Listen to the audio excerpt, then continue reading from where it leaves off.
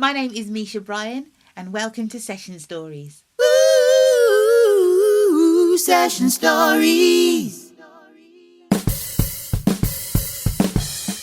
Welcome back to Session Stories. So, I have become a session singer, a resident session singer at Stanley House, and my course at Vocal Tech has finished. And I was so sad when it ended because we had such a brilliant time. We had such a fantastic community of people. So obviously, at the end of college, we all had this, oh my gosh, what am I going to do now? And I was quite determined not to just go, I'm going home now, and then that's the end of my kind of London life. I thought I'm going to stick around and see what I can do. Luckily, I was very sociable when I was at college, so I had loads of friends who were off doing their gigs, and people were forming like funk and soul bands and pop and rock bands and stuff, so I was up to like little bits and pieces, which was really great. Session Stories. The first kind of proper thing that I got that was outside of my friends that came from music school was actually a musical theatre show, and it was the Little Shop of Horrors, which I did at the West Yorkshire Playhouse, and they played Chiffon, and it was so much fun. We had the huge plant and everything, and we were like, little shop of horrors, little shop of terror, call it cop, little shop of horrors, no, no, that was something like that was our moves.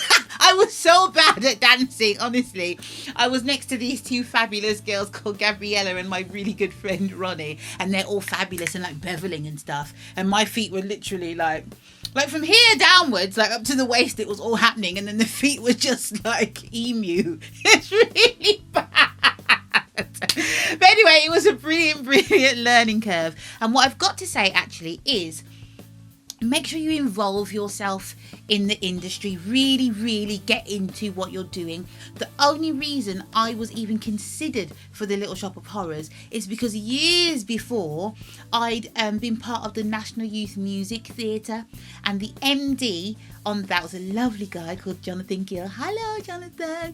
And a guy called Alan Williams, and Alan had remembered me from youth theatre and was like, Misha would be good for Little Shop. So if I hadn't done youth theatre years ago, I wouldn't have got into my first musical theatre show. And then straight after that, because the shows overlapped, I went into the West End, my first ever West End show, which was Ragtime at the Piccadilly Theatre. And I ended up being first cover for one of the principals, and it was one of those shows. It was pretty heavy, and I actually did go on and play one of the principals, which was really cool for my second professional musical theatre show. It was such a great thing, and so different to Little Shop as well, which is something that we've all got to think about.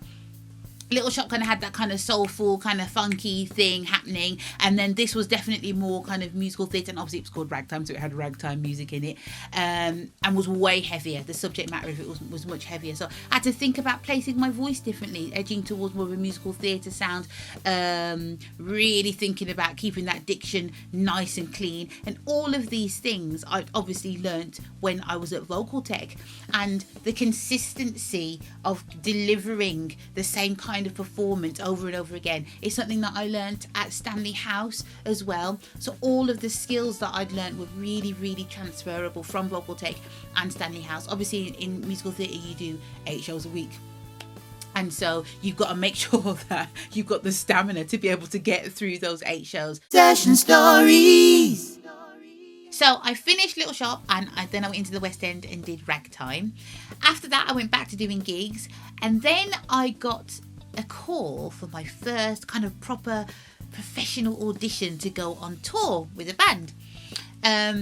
It was with a Pink Floyd tribute band, and for the audition we had to learn The Great Gig in the Sky. Now I didn't know really much of Pink Floyd's music. I knew some of the hits, but I didn't actually know Great Gig. So I was sent the track like 3 days before the audition, and I sat down and had a listen, and I was like, okay, here's the intro, cool, pretty big, yeah, she's gonna come in a minute, okay, oh, it's epic, this is massive, okay, fast forward, gonna be some lyrics in a minute, no lyrics, no nothing, oh gosh, this is huge. I was like, panic stations. And obviously, those of you who know the song know that Claire Torrey was the original vocalist on the track, and she just went in and ad-libbed. I'm not sure if she knew that she was going to go into the session and just ad-lib something, but that's what happened. And I remember calling up the producer and saying, how accurate do you want this to be? Like, is it just an ad-lib kind of thing? And he was like, no, we're a tribute band, so we want it to be exactly as it was on the record. And I was like, okay, thanks, bye. So first thing to do is when you're sent anything that's quite difficult is don't panic. Do you know what I mean? There's always a way to break something down and make it much easier for yourself. So I was like, it's really hard, it's really loud, and there's no words and there's no story. And I was like, calm down, Mish. So the first thing I did was like split it into 3 sections. Now your opening thing, I'm not sure if it's going to be the right key because I haven't sung it for ages, but the song opens with and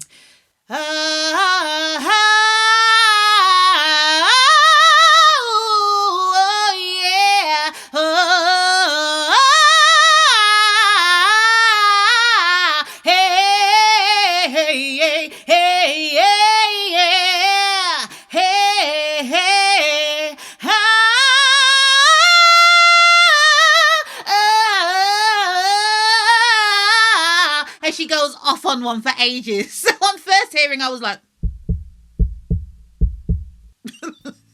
literally. And then I was like, how long have I got to learn this thing? And the headache just set in like immediately, right? And I was like, no, calm down, split it up into the sections and just learn it as accurately as you can, which is what I basically did for the 3 days up until I actually had to do the audition. I would say anything that you're sent that is difficult, find something in there that's going to help you out and just do the best that you can. Do you know what I mean? At the end of the day, it's an audition. They're not going to kill you for not knowing it exactly as it is. We're not there at the actual doings yet. So I also remember that my boyfriend at the time, we lived in a flat, in a block of flats. It wasn't really a block of flats, it was like a shop, this weird shop that we never knew what was going on there with like blacked out windows. It was some kind of weird FBI business. But above it were our buildings, and we had a lovely little south facing balcony that's got nothing to do with Session Stories. Anyway, so but because we lived in the flats, I was very aware of disturbing everybody else's peace. So what he did was he tricked me. He got me to sing. I think the highest note is an A in the song, and it's got to be belted. Is an A, and he tricked me to singing into a cushion so I could go past the A, and I went up to a B. And then when I came back to singing the song in the key that it ought to have been in, it felt much easier. So it's really a good idea to find. Hopefully don't live with like a billion people around you, but find somewhere quiet where you can really get out there and let your voice fly and be free. What I'd also say is make sure that you sing whatever it is that you're learning in your natural tone, and then sing it with a small but well supported voice, so you can just see where it sits naturally within your voice, and then you can start to season it up and add colour and put tone into it, and then intention, behind whatever it is that you're singing.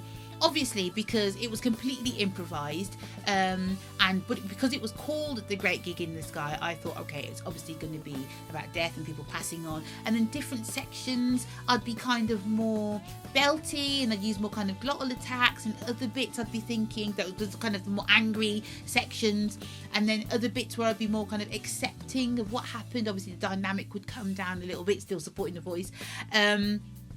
And more aspirate, those kind of things, and the placement maybe would get a little bit more into the head voice, things like that, just giving the audience something different to listen to, so you're not slamming them over the head, belt with things all the time. And so it was such a huge learning curve, and it was my first tour ever, and I've got to say, everything that I learned at Vocal Tech and everything that I learned at Stanley House really helped me out. Session Stories.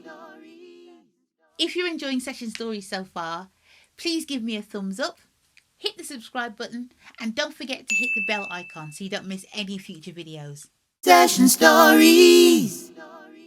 The first chunk of the tour, we went around the UK first, Then we went to Canada and America. Then we came back and we were in Europe. We were ages in Germany, really, really a long time in Germany because I just loved it over there. It was really cool.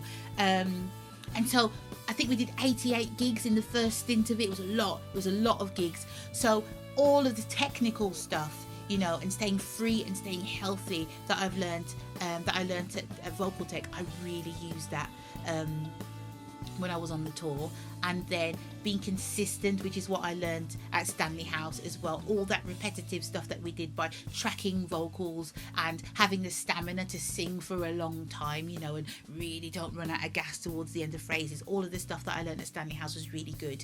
Also, because I'm a little bit of an old lady, I will go to bed early. I will go to bed early and make sure that I get my sleep. If your body's tired, then your voice is going to be tired as well. I'm not very rock and roll, and I don't drink. I'm a bit of a lightweight, so you know they're having the issues with kind of like alcohol and smoking or anything like that. I would actually go to bed and just do a puzzle and have a hot chocolate. It's true. I'm so dry. I'm really boring. I'm really boring, but I don't miss gigs though. I don't miss a gig, I tell you that. So yes, also the other thing I had was my vocal steamer, which was really, really good just to help me stay hydrated. Because going on tour, because I'm a bit of a homebody as well, and I'm always like poor Darren. Whenever I have to go and do a show, I'm like, I don't want to go. I want to stay with you. Every show. Poor Darren. Session Stories. Yes, so when you go on the road, make it as homely for yourself as you can. Obviously, you can't bring your own bed and your duvet and stuff, but bring things that kind of make you feel comfortable, you know, so you're not feeling like you're so far away from everybody. I always bring my little Elmo toy. I've had him for years and years and years. In fact, I bought him on my first ever tour when I was in Chicago. I'd often take my guitar with me. Obviously, my steamer would be there. Just little things. Just little things to just make you feel, because being on tour can sometimes become a microcosm, and the people that you're with almost become like your second family if they're nice. And if they're not very nice, then it's even worse. So just anything that helps you stay grounded, and so you're able to continue and do your job. Session Stories. Unfortunately, a virus started to go around the band. We were in Germany, and I remember singing Great Gig once, and I thought, oh, I got a little bit of a tickle going on, and I thought, I feel a bit funny, and I thought, it was just like a sniffle from the tour bus and stuff, because me and the sax player were having a little midnight battle. I turn the heat up, then he'd get out of bed and turn the heat down, and then I get back out and turn the heat back up, right? And I thought, it's just because of the temperature fluctuations, I'm feeling a little bit like that, and just fatigue, you know, because you're touring for a long, been to how many countries? I thought, I feel a little bit of a tick, and I thought, I'll be all right. It's fine. My warm-up's good. I'm feeling sweet. Everything's kind of feeling all right, but just a little something. And it turned out there was a virus going around the band.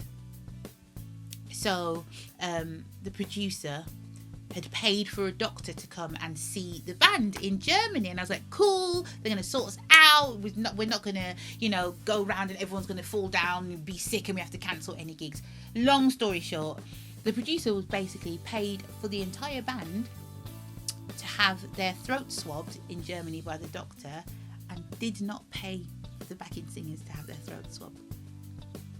I will never forget that day, because I'm in the dressing room thinking, this doctor is really thorough. He's taken a long time to get round everyone. This is excellent. Maybe he's giving us all health advice as he's doing this. And so eventually reached a point and I was like, this is too long now. So I went into the hallway to see what was going on, and I saw him coming down the hall, and I thought, brilliant, it's our turn now. He's going to come past. The man just passed me. I will never forget it.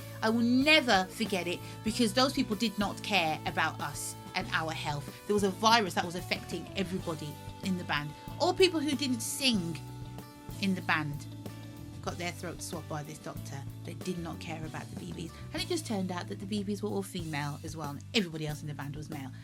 And it was just the most awful thing. And from that moment, I was like, yeah, you people aren't the one. It wasn't the nicest tour in the world. It was a bit of a baptism of fire.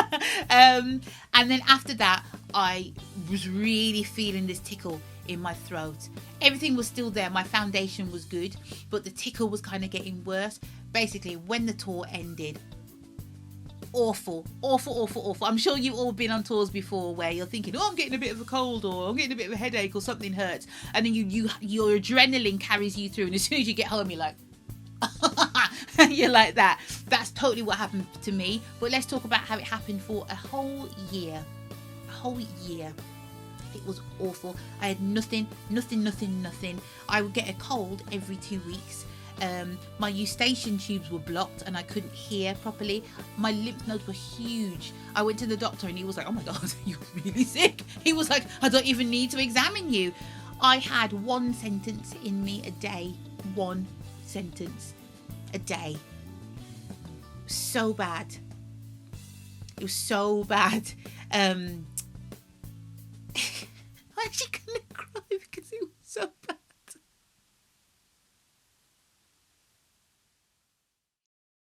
Yes, so it was really bad. I had no voice. I had to cancel all my gigs, and I thought, gosh, in my head I was like, what in the world is it that I'm going to do now? And everything I thought of that was an alternative to singing used the voice. I was like, I can be a translator for the UN or something, because, you know, I love my languages, and I did French and Italian at school at A-level, and I thought, oh, I could do it. And I was like, no, that's the voice. I was getting annoyed with myself. Session Stories. While I was recuperating, I purchased the Chaka Khan book called Through the Fire, and it really, really was a lifesaver. And some of you may know the song. Through the fire, to the limit. Through the fire, do whatever. Through the fire, to the limit. Through the fire, through whatever. Through the fire, to the limit. Woo! Great song. You could keep singing it all day. It's so wicked. But yeah, that was such a great book, and it really, really did help me through a very tricky time. And she was talking about how she got polyps, and she had to have an operation and then had them removed, and she couldn't talk, not a peep, nothing for like 2 weeks, something like that. And then she recounted a story about Miles Davis, who also had polyps, right? And then he had to have an operation, but he had his removed as well. And then somebody annoyed him and he shouted at them, and apparently that's how he got his rough voice. I was like, oh my God. But apparently he had a beautiful singing voice before that. And so the Chaka Khan book really, really helped me. And I was like, and I was folding over the corners of pages, and I was like, I'm going to mark that and keep rereading it, because I thought, if she can get through that, then I can get through this. You know, I was hallucinating. It was like it was raining inside. There were like 3 of my boyfriend. Like it was just mental. It was so awful. And so going to see Christella Antoni was her name, the most lovely lady. I actually missed her when we finished our sessions. She said to me, yeah, you've got great technique. There's nothing going on your folds. We just need to try and relieve some of this pressure. So that's what we were doing basically. And after about a year, one day my ears popped. I was talking to my brother. I think I was high on Obus oil, and he was like, are you all right? And I was like, I think I might be a bit high. Because I've been steaming like 3-4 times a day and doing all of that stuff. And I was doing like some jaw movement relaxation here. Kind of just opening up the jaw, trying to keep everything long here and staying nice and relaxed. And one day my ears just popped, and I was like, I can hear.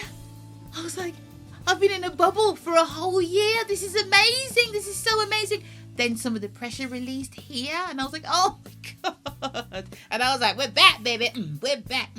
We're back, baby.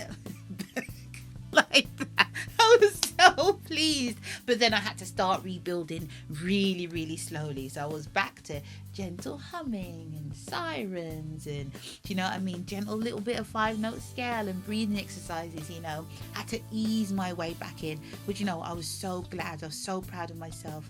And the moment you see in any kind of relationship that somebody doesn't care about you, then you take a little step back. If that were now, what happened to me on the tribute band, if that were now, I would have been like, latest, bye. I wouldn't have felt any way about leaving the band. But because I was younger and I was a bit like, oh yeah, but you know, then they might be able. No, no, you look after yourself. We get one of these. We get one. We can't go down Argos and buy another voice. Okay, we get one. So make sure you look after it. Why you go to Argos anyway? You go to Harrods surely for your voice. You don't know, £12 Argos voice. You want the £2,000 one, isn't it? So yes, make sure you look after yourself mentally and physically whenever you're on the road, because as I said before, it does become a microcosm, and the only person who's going to look after you is you. Session Stories. Next time on Session Stories, I'll be talking about being proud of your musical identity, meeting Brian Ferry and auditioning for Roxy Music, and performing at Live 8. If you have any comments or questions, feel free to leave them in the comments box below. Until next time, happy singing! Ooh, Session Stories.